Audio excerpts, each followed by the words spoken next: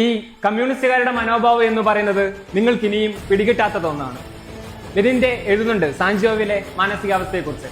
പരിച്ചിലിനായി പരുക്ക് പറ്റി അറിയാതെ ഉറങ്ങിപ്പോകുമ്പോഴും ലാറ്റിൻ അമേരിക്കൻ വരാന്തരങ്ങളെ സിംഹഗർജങ്ങളെ സ്വപ്നം കാണുന്ന ഒരു മനസ്സ്.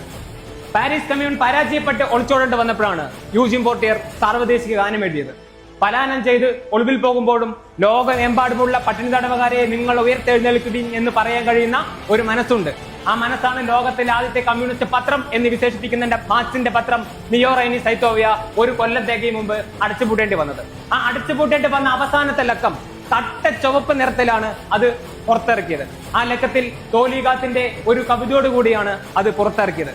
അവസാനിപ്പിക്കേണ്ടി വന്ന, പലായനം ചെയ്യേണ്ടി വന്ന, മാറി നിൽക്കേണ്ടി വന്ന ഘട്ടത്തിലും ആ കവിത ഇങ്ങനെയായിരുന്നു: തിരിച്ചു വന്നിടാത്ത ദൂരയാത്ര എല്ലാത്തിൻ സഖാക്കളെ, അടിച്ചൊടിച്ചിടാവതല്ല തീർച്ച നമ്മളുടെ മനോബലം, കാൽവിലങ്ങ് തകർത്ത് കൈകളിൽ കരുത്തുമായി ഉയർന്നെണീറ്റ് വന്നിടും സമീപ മാത്രയിൽ ഒന്ന് ഞാൻ എന്നാണ്.